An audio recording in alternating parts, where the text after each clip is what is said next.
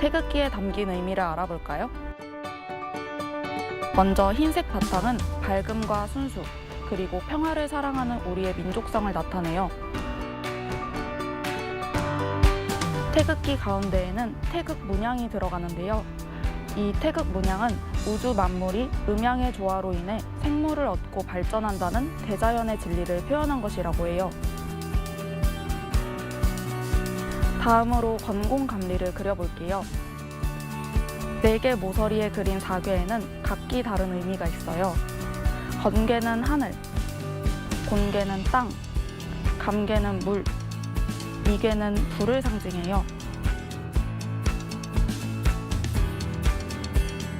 우리 선조들이 생활 속에서 즐겨 쓰던 태극 문양을 중심으로 만들어진 태극기는 우주와 더불어 끝없이 창조와 번영을 바라는 우리 민족의 이상을 담고 있답니다.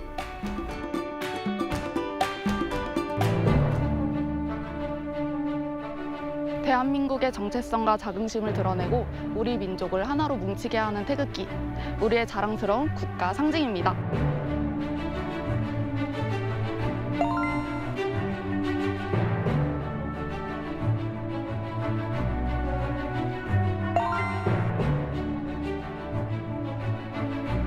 한국 바로 알리기, 여러분도 함께 해주세요.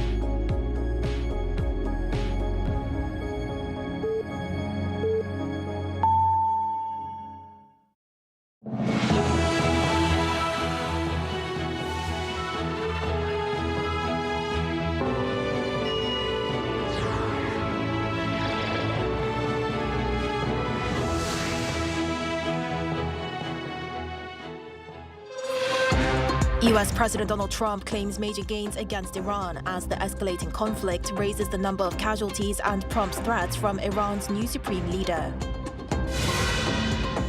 South Korea has imposed its first domestic fuel price cap in nearly 30 years as global oil prices surge above $100, following Iran's renewed threats to continue its blockade of the Strait of Hormuz. President Lee Jae-myung is set to host his counterparts from France and Indonesia as Seoul moves to deepen strategic partnerships in this time of global turbulence. US President Donald Trump is touting major military gains against Iran, but the expanding conflict is bringing new casualties and complications across the region. Chung Hae-rim reports. U.S. President Donald Trump says the United States is making major military gains against Iran. In a social media post on Friday, the U.S. commander-in-chief stated that America is, quote, totally destroying Iran's leadership and military capabilities as the war in the Middle East continues to escalate. However, the realities of the ongoing war are proving complex. A KC-135 U.S. military aerial refueling aircraft has crashed in western Iraq as part of operations connected to the ongoing war with Iran. U.S. Central Command confirmed the incident on Thursday, saying rescue efforts are underway, though the condition of the crew remains unclear. Officials said the crash was, quote, not due to hostile or enemy fire, and investigations into the cause are ongoing. Additionally, casualties caused by the conflict are rising across the region. French President Emmanuel Macron confirmed that a French soldier was killed in northern Iraq in the Erbil region and added that several others were wounded in an attack that was, quote, unacceptable. The U.S. military evacuated 19 injured service members to a military hospital in Germany, including troops wounded by a drone explosion. Meanwhile, tensions across the region continue to rise. Iran has vowed to continue its response. New Supreme Leader Mojtaba Khamenei said during his first public message since taking power that Tehran will keep targeting U.S. allies in the region and maintain pressure on global shipping routes in the Persian Gulf, closing oil routes in the Strait of Hormuz. Despite the economic turmoil, U.S. President Trump spoke positively about the situation during a press conference celebrating Women's History Month at the White House. The situation with Iran is moving along very rapidly. It's doing very well. Our military is unsurpassed. However, Iranian Security Chief Ali Larijani issued a stark warning in response, stating that starting a war is easy, but it, quote, cannot be won with a few tweets promising to make the U.S., quote, sorry. 정혜림, Arirang News. Iran's latest threats also sent global oil prices over $100 a barrel, prompting the U.S. to ease sanctions on Russian oil. Our Kim Do-yeon explains. Global oil prices have surged past the $100 mark following Iran's declaration to continue blockading the Strait of Hormuz, prompting the United States to temporarily ease sanctions on Russian oil.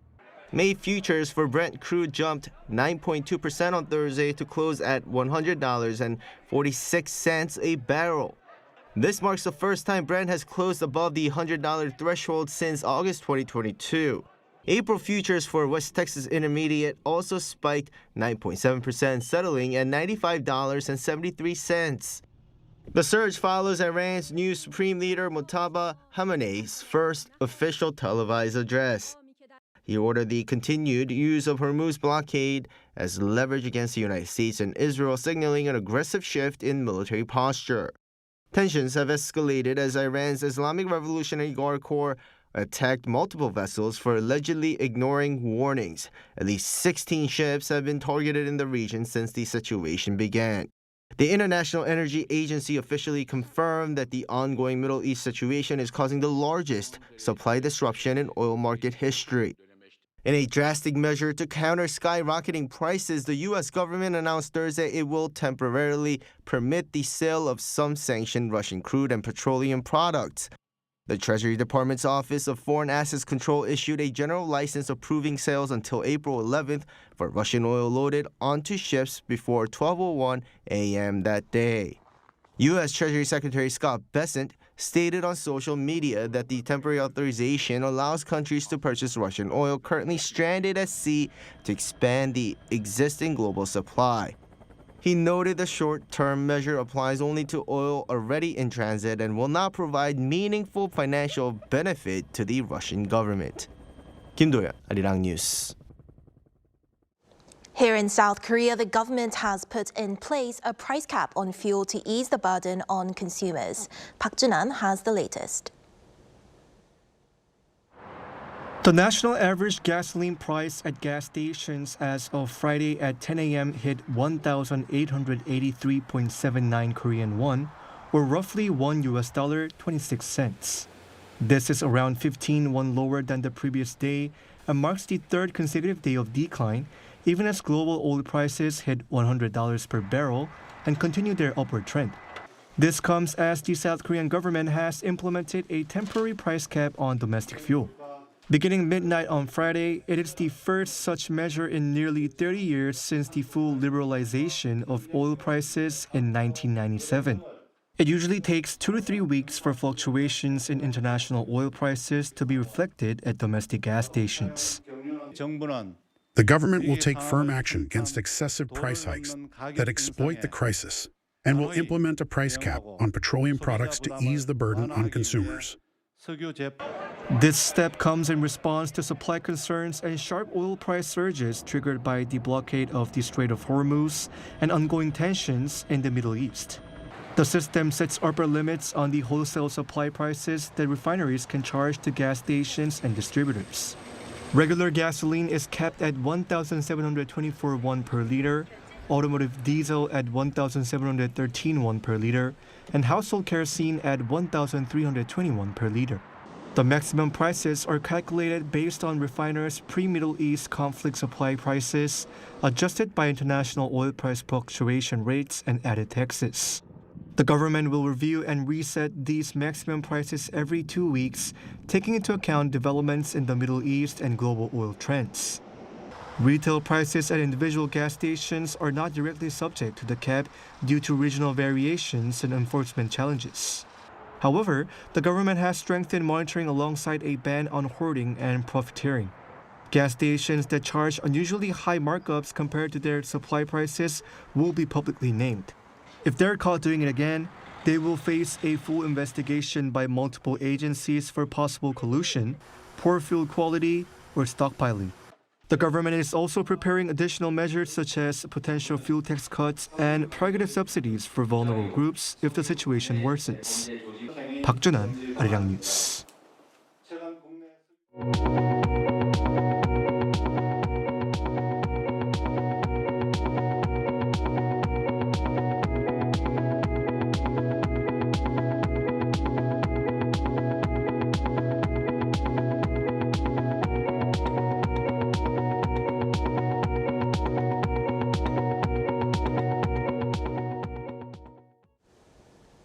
Come early April, President Lee Jae-myung will play host to his counterparts from Indonesia and France in separate summits, aimed at advancing South Korea's pragmatic diplomacy as it seeks to better navigate the current climate of geopolitical turbulence. Our Blue House correspondent Song Yoo-jin reports. President Lee Jae-myung is set for more high-level diplomacy next month, with the leaders of France and Indonesia scheduled to make state visits to South Korea. According to the Blue House on Friday, French President Emmanuel Macron will pay his first-ever visit to South Korea from April 2nd to 3rd. The trip will mark the first by a French president in 11 years. The summit between Lee and Macron will take place on April 3rd. Blue House spokesperson Kang Yoo-jung says they will discuss expanding cooperation in trade, advanced technologies, culture, as well as regional and global issues. Attention is also on whether the two sides will elevate bilateral ties to a strategic partnership, an idea first raised when the two leaders met on the sidelines of the G20 summit last November. 그리고 프랑스와 대한민국의 관계도 전략적 동반자 관계로 한 단계 더 격상하고 문화 분야든 경제 분야든 안보 분야든 첨단 기술이든 이런 각 분야에서 협력을 좀 더 확고하게 했으면 좋겠습니다.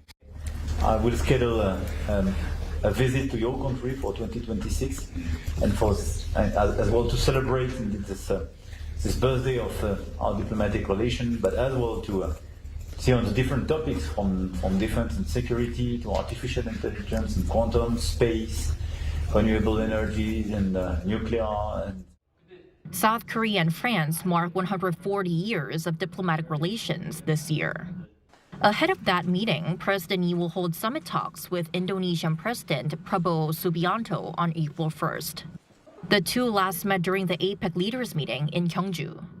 The summit is expected to focus on strengthening Seoul and Jakarta's special strategic partnership.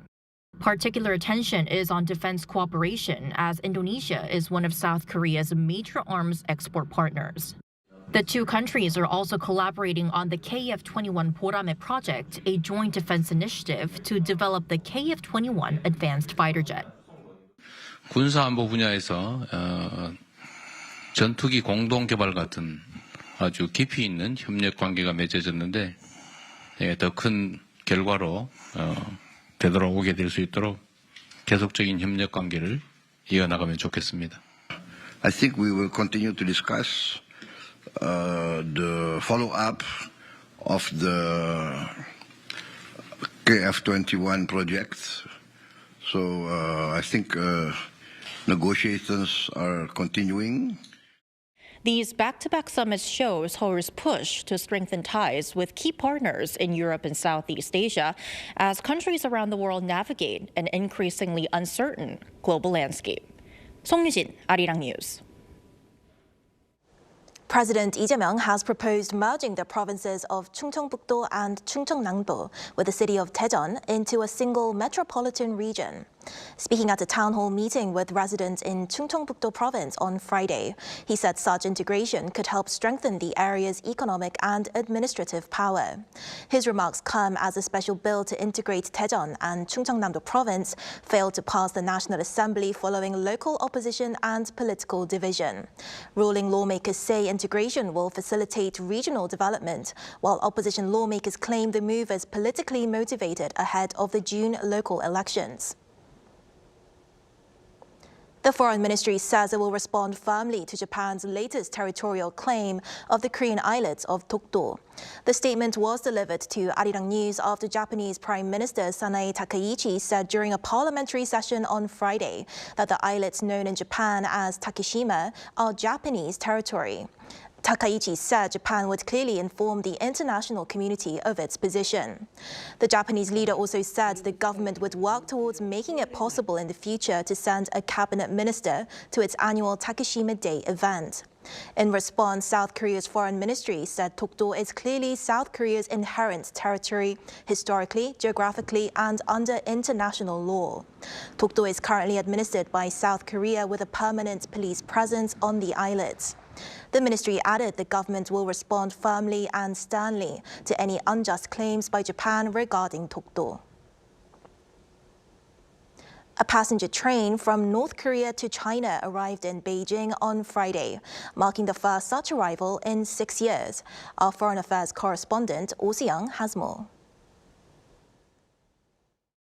The first train departing from Pyongyang arrived at Beijing railway station Friday morning, right on schedule. It had left the North Korean capital at 10:26 a.m. the previous day, pulling in at the platform in Beijing at 8:40 a.m. after a near 25-hour journey. Electronic display boards at Beijing station began announcing the arrival about an hour in advance, identifying the service as train K28 from Pyongyang, set to arrive on platform 10. The railway link was suspended in January 2020 when North Korea sealed its borders to prevent the spread of COVID-19.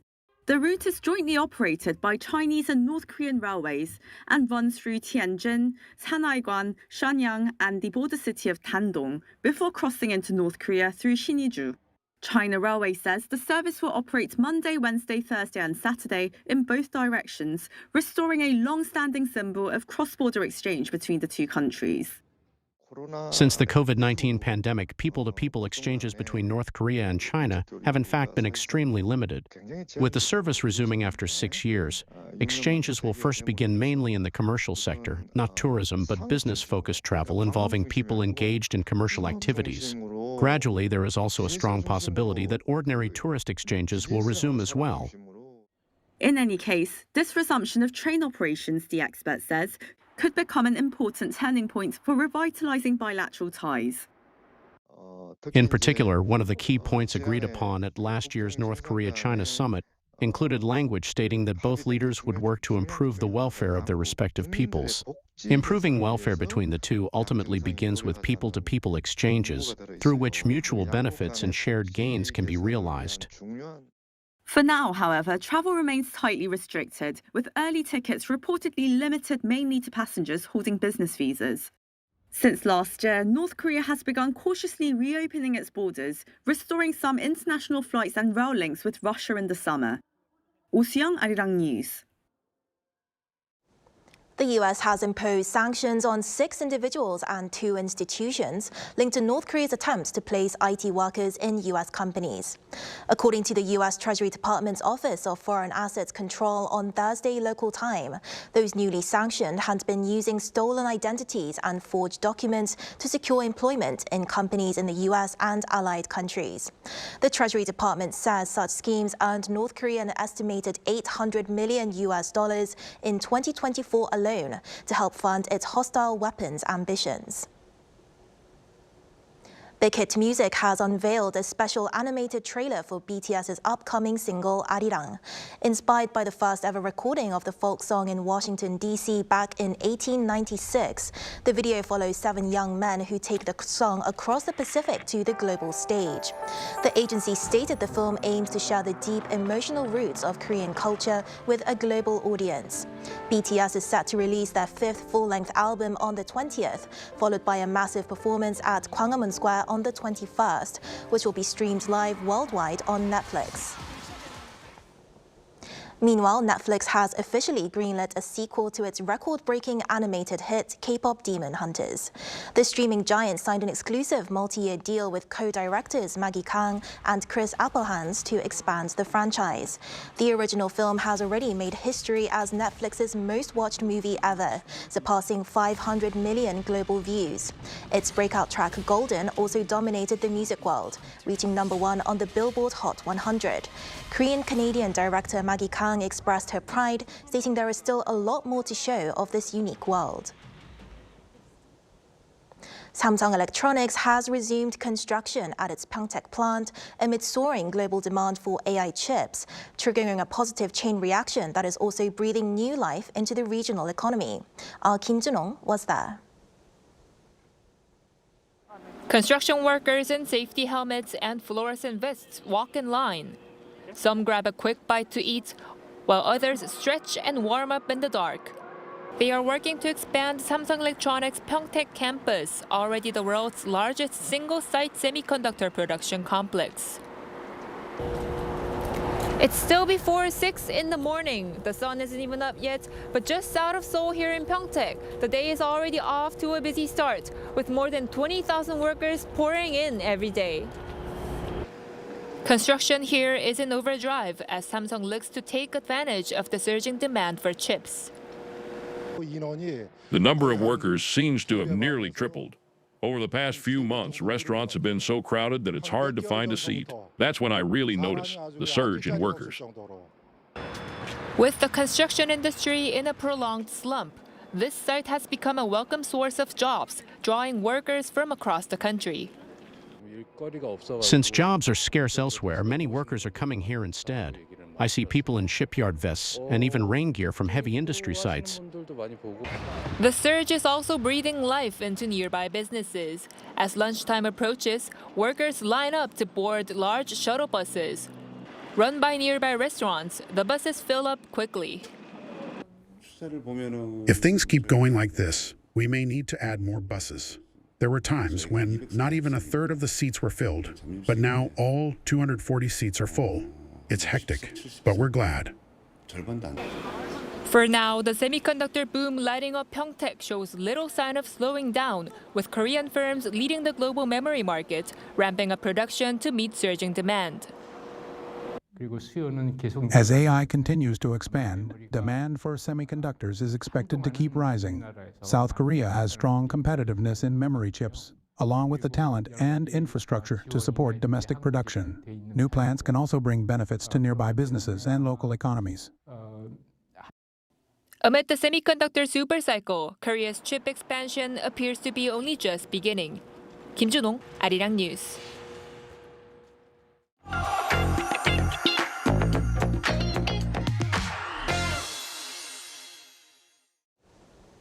South Korea's mega-hit historical drama film, The King's Warden, is proving to be hugely popular, bringing more people back to cinemas here in the country. For more, we have our culture correspondent Park Gun-ho with us in the studio. Welcome, Gun-ho. Happy Friday, Hae-ryun. So, Gun-ho, how popular is this film right now? Very, I must say. And the film, The King's Warden, is drawing more and more people to the theaters right now and has remained at the top of the box office for 5 consecutive weeks since its release. And if you take a look at the screen right now, the film's also become the 4th historical Korean movie to surpass the 10 million mark. And before this, The King and the Clown in 2005 drew more than 10.5 million viewers, followed by Masquerade in 2012 with about 12.3 million. Then came The Admiral of Roaring Currents in 2014, which attracted over 17.6 million viewers, the highest number ever recorded at the Korean box office. But before I tell you more, let's first take a closer look at what's driving the film's massive popularity. For the first time in around 2 years, South Korea has produced a 10 million movie, a mega hit of more than 10 million viewers, even amid a prolonged slowdown in the domestic film industry. The King's Warden, a historical drama about a village chief who offers his village as a place of exile for a young king forced from the throne, has drawn more than 12 million moviegoers as of March 11th. That means more than 1 in 5 people in Korea has already seen the film in theaters. It's now the 25th Korean movie to pass the 10 million milestone, surpassing major hits from 2 years ago, Exuma and The Roundup Punishment, which each drew over 11 million. The film's producer says a lot of effort went into developing the characters and the story. We wanted to show a different perspective on King Daejeon, the possibility that he could have been a ruler with a strong sense of justice. We also built the story through the village chief's perspective, and viewers seem to have connected with both. Many viewers say the story left a deep emotional impact. Even knowing the history about King Daejeon, it made me feel quite emotional. The story seems simple, but it really stirs your emotions. Since the king is killed by someone who took the throne through rebellion, it must have been humiliating. Watching his beliefs collapse made me feel the same sense of helplessness. One critic says the film's success is even more meaningful at a time when theaters are struggling against the rise of streaming platforms. The film opened as people were slowly returning to theaters. Historical films also tend to do well during long Korean holidays. With little strong competition and strong word of mouth, the movie quickly gained momentum and became a major talking point, regardless of people thinking about when the film will be released on streaming platforms. The same critic added that the momentum accelerated after the film reached 7 to 8 million viewers, and it could potentially draw as many as 15 million. The critic also said the film's success could become a benchmark for future productions and bring new vitality to Korea's struggling film industry. So, Kono, I understand that you have some behind-the-scenes stories about this movie. Yes, absolutely. So the movie itself is said to have gained even more popularity thanks to the cast's outstanding performances. And among the many well-known actors in the film, including Yoo Hae-jin, who's now starred in 5 10 million movies. Audiences are also praising Park Ji-yoon, a newcomer to the big screen, for his impressive work. And the film's executive producer said there was a clear reason why Park was chosen to play King Daejeon. We felt that Park's image matched King Daejeon very well. Of course, he was already well known as an idol, but we had also heard many positive things about his work on Weak Hero Class 1, especially about his passion for acting and his professional attitude on set. Im also shared her thoughts that it would be even more meaningful to introduce a fresh new face to the big screen and build his filmography from there. Well, Kono, I also hear that the film is gaining more popularity globally. That's also right. So according to Showbox, the film's distributor, The King's Warden has been meeting audiences overseas since mid-February in 50 cities across the US and Canada. As of March 9th, the film had earned nearly $1.8 million at the North American box office. And that's an even stronger performance in the region than Korean hits such as 12:12 The Day and Extreme Job. The movie is also expanding its release, with the number of theaters expected to grow to around 150. All right, Kono, thank you for your report as always. I hope you have a nice weekend. Thank you, and you too. Have a nice weekend.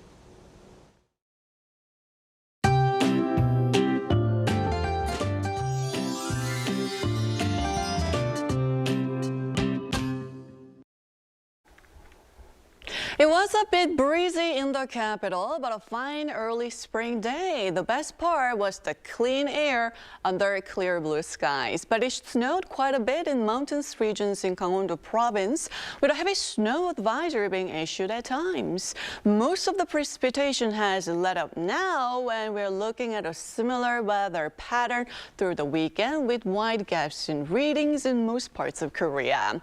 And tomorrow morning, we are beginning the day at 3 degrees Celsius here in the capital, but Gyeongju and Chuncheon will be very cold, waking up to -1 degree. But by the afternoon, Seoul will be getting up to 12 degrees Celsius under partly sunny skies, but Daegu and Gwangju both will make it to 15 degrees. And next week, temperatures are expected to stay close to seasonal norms, bringing typical mid-March spring weather with more precipitation in the forecast on Wednesday. With that in mind, here's a look at the international weather conditions.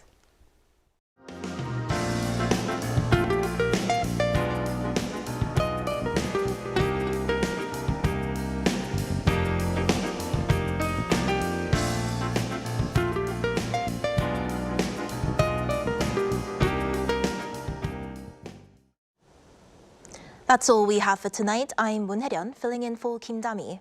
From all of us here at Arirang, thanks for watching and good night.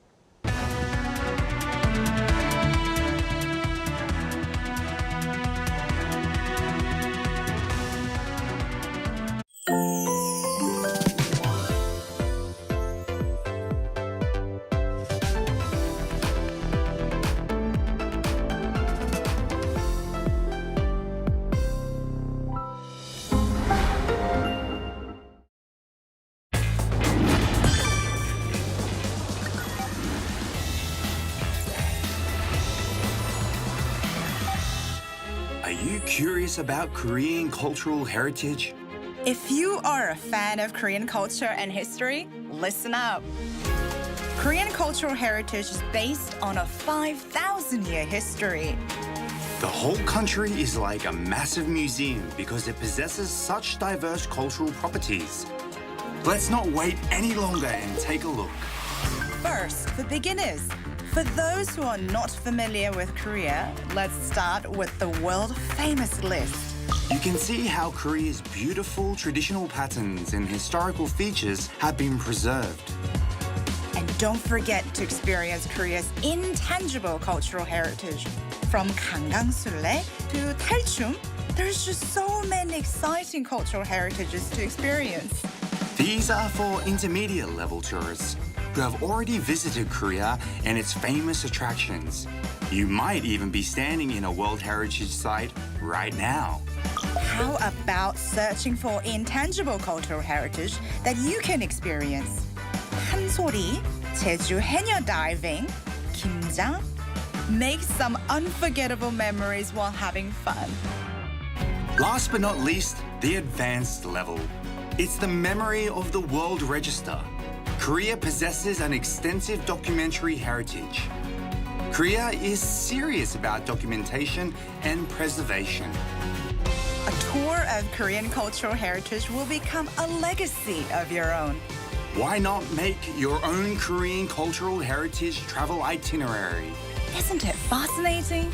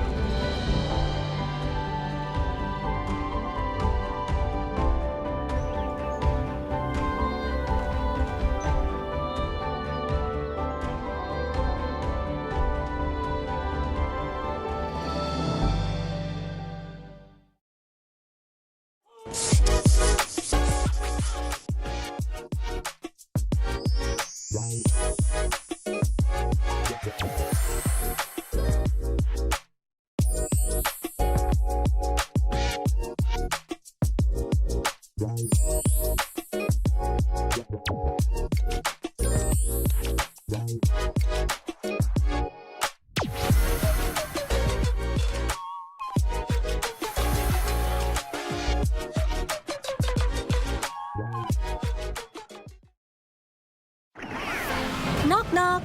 The magical door to the world of K-animation is swinging wide open. Meet your instant new BFF, the adorable Catch. Tina Ping will have you hooked from the very first glance. Need a hand? Our Robocar Pony Rescue team is always zooming in to save the day. How about tagging along on Pinkfong and Pal's super exciting quest to reclaim their lost magic? With the mysterious life forms Kaebion by your side, you can become a Kaebion master and save humanity like a total hero. Protecting children's innocence while igniting their boundless imaginations. That's the magic of Korean animation. K-Animation, the ultimate bestie for kids worldwide.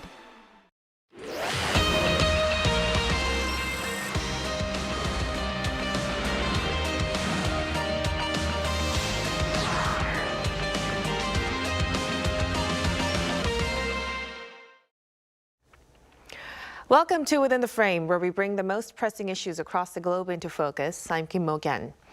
Earlier this month, during his state visit to the Philippines, South Korean President Lee Jae-myung said Korea and the Philippines could become key partners in navigating geopolitical uncertainty and intensifying global technology competition.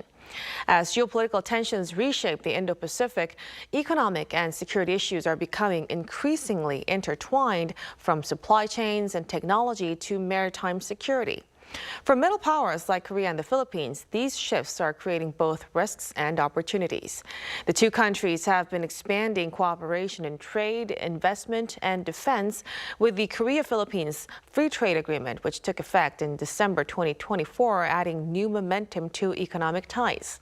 To help us break down into the latest developments, we are joined by Professor Victor Andres Dindo Manhit, the founder and president of the Strat-based Institute for Strategic and International Studies, a Manila-based policy think tank. A very big welcome, Professor. Thank you. I'm happy to be here in your show, and hopefully I can contribute from some information from Manila. Thank you so much.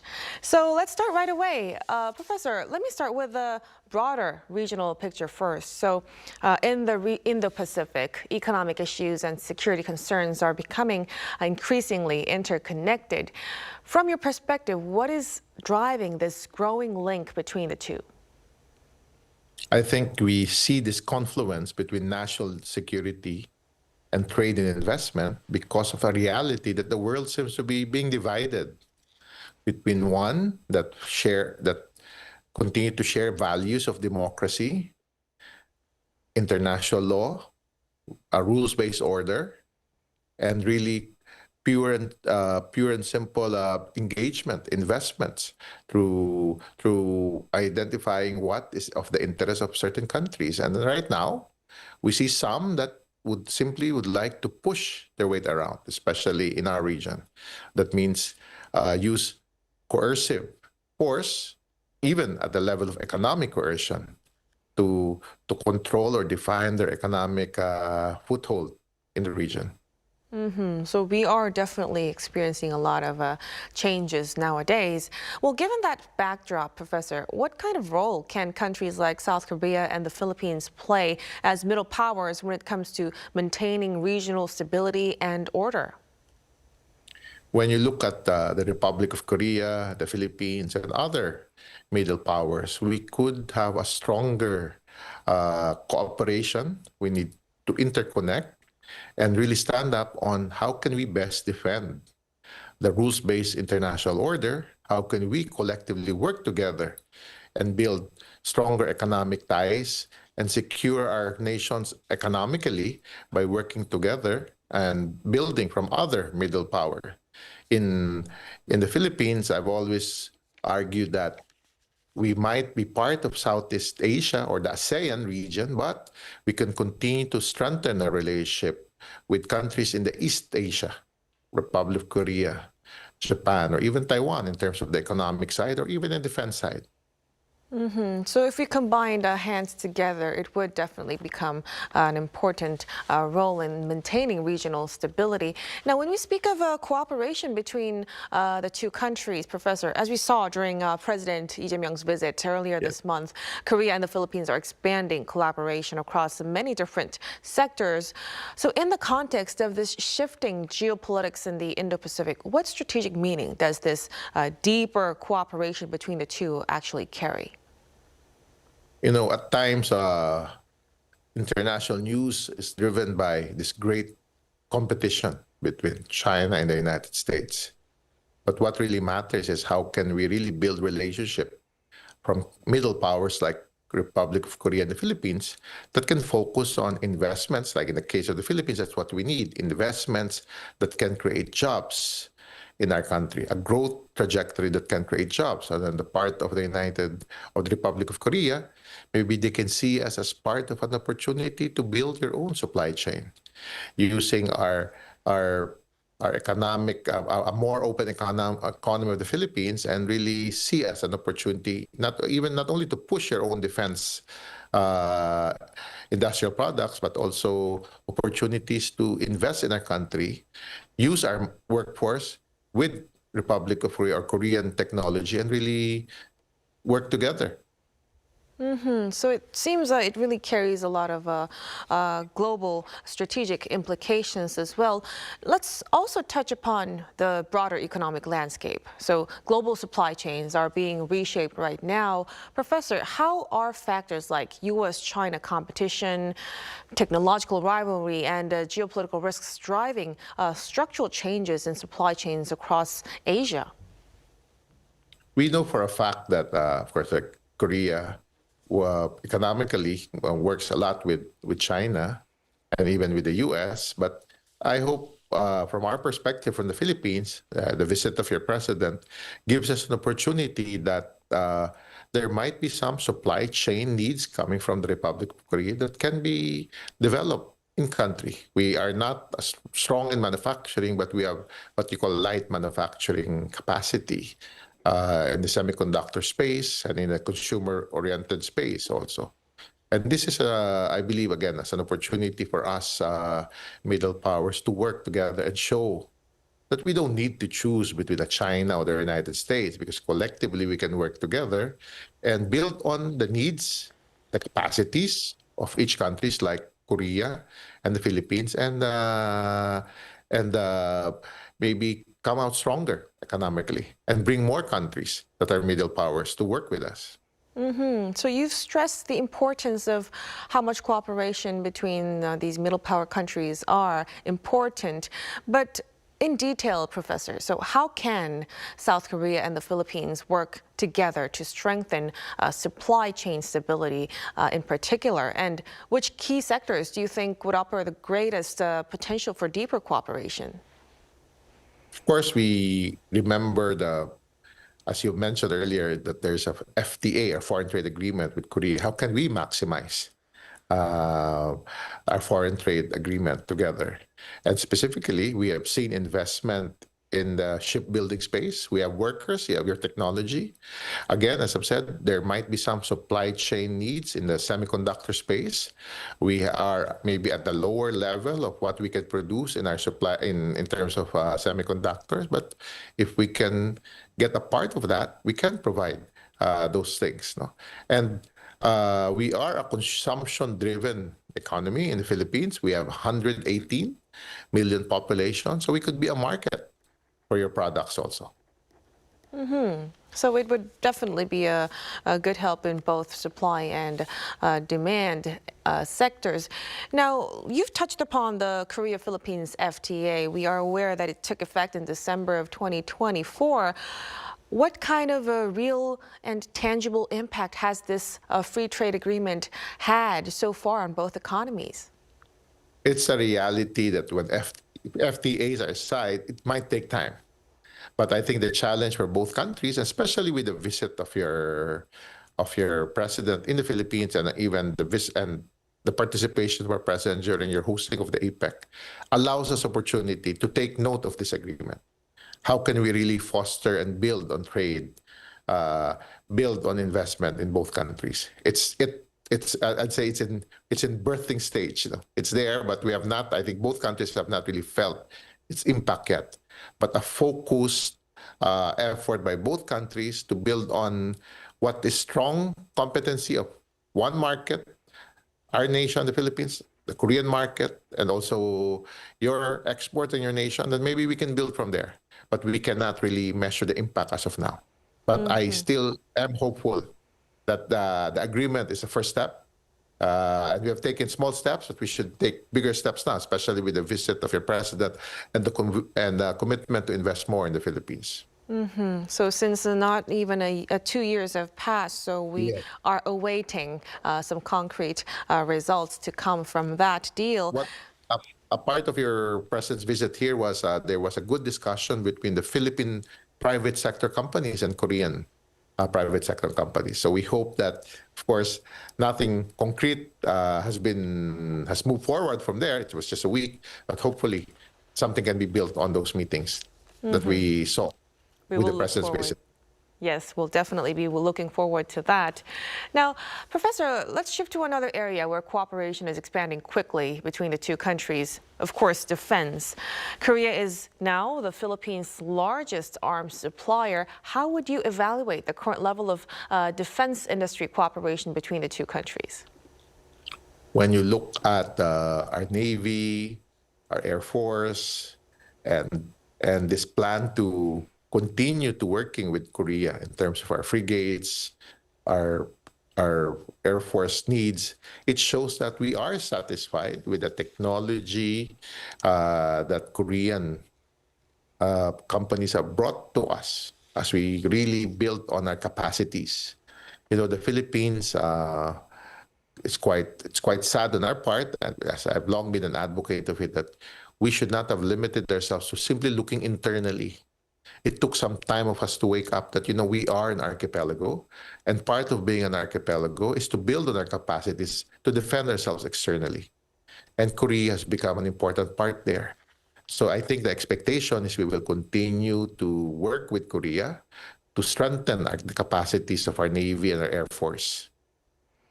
But in order for this to become a long-term thing, what direction do you think this partnership should go for this defense cooperation to become a more sustainable? On the part of the Philippines, of course, we cannot keep on this relationship where basically we buy from Korea. We are hoping, because under our laws in the Philippines, we would like to attain what we call a self-reliance defense posture. And part of that program of our government is to work with technology providers. Even at 100% investment in the Philippines, that means we're open to foreign investors. So we're hoping that Korean companies can see and look at the Philippines as an opportunity to build on this technology that you have from your Korean companies and find time to invest in the Philippines, where we can generate jobs for our people and also learn from the technology. So that can be a longer-term relationship than simply procurement and sales from Korea. Right. So it seems as though defense cooperation could be a key pillar of cooperation between the two countries. Now, at the same time, many global companies are diversifying their supply chains and looking for new production bases. And Korean investments in Manila are also increasing, including projects by HD Hyundai Heavy Industries. Professor, what advantages does the Philippines offer as an alternative production base or investment destination for Korean companies? We have a young workforce, highly skilled and adaptable to new skills also. That's what we offer. Imagine your technology, like shipbuilding with Filipino shipbuilding workers. That is a win-win for both. And if ever also on the supply chain side of other technology, IT, ICT space, then maybe we can work with our own digital workers in the Philippines, no? Or even our own semiconductor factory workers. So there is a lot. That's what we can offer. Good workers, very young, capable to be upskilled, and hopefully that could be enough for the Koreans to take note of us. On the other part, we have strong incentives and investment program for locators in the supply chain. It's just that at times, some companies don't really know that these programs exist, how we can fast-track investments in the Philippines, especially if it's considered strategic industries, how we call it a green lane, when green doesn't mean not only environmental friendly, but green in terms of go. That means harnessing the full force of the Philippine bureaucracy to ensure the investment of certain Korean companies also. So it's good to understand that there are laws, processes, and regulations that can be harnessed by Korean companies, taking note of supply chain. And wouldn't it be nice, no, instead of simply relying on traditional supply chain partners of Korea, to look at the Philippines? We are your friends. We value each other as we share values of democracy, and maybe please take note of that, and hopefully build some partnership along the way. Right, a very strong labor force backed by a friendly alliance between the two could bring Philippines to become an increasingly attractive production base for Korean firms as well. I used to say that we are, we have this strong geostrategic location in the Philippines, but if we can transform this defense cooperation into investment opportunities also, that would be good for the country. Definitely, definitely.